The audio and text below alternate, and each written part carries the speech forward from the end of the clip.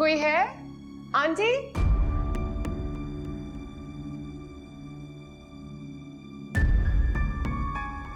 Aunty? Rehan? कोई है क्या? Oh, I am so sorry aunty, मैंने आपको उठा दिया।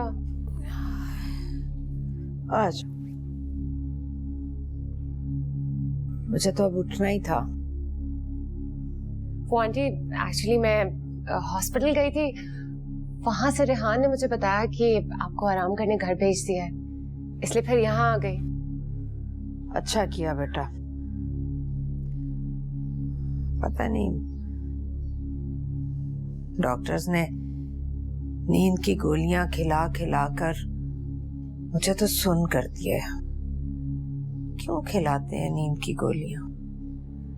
उससे कोई दुख कम थोड़े ही होते हैं। आंटी इसीलिए तो मैं यहाँ आई हूँ आपके पास। क्या करूं बेटा, मुझे तो कुछ समझ में नहीं आता। क्या हुआ है फैसल के साथ अचानक? आंटी बस हो जाता है। एक्चुअली कुछ चीजों की वजह तो हमारे सामने ही होती है, लेकिन हम किसी और वजह से चुप हो जाते हैं। वजह तो मालूम है मुझे, लेकिन मैं फैसल की वजह से बहुत परेशान हूँ, फिक्रमंद हूँ उसकी तरफ से। आंटी आप बिल्कुल फिक्र ना करें।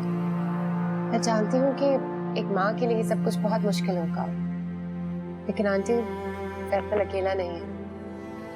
आज उससे यही कहने गई थी, लेकिन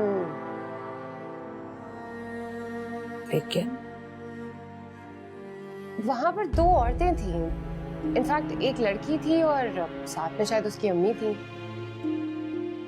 उन्हीं औरतों ने तो पहुंचाया है मेरे फैसल को इस हाल तक। उन्हीं से बचाना है उसे।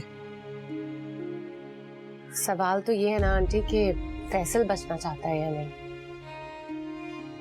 उसे बचना होगा।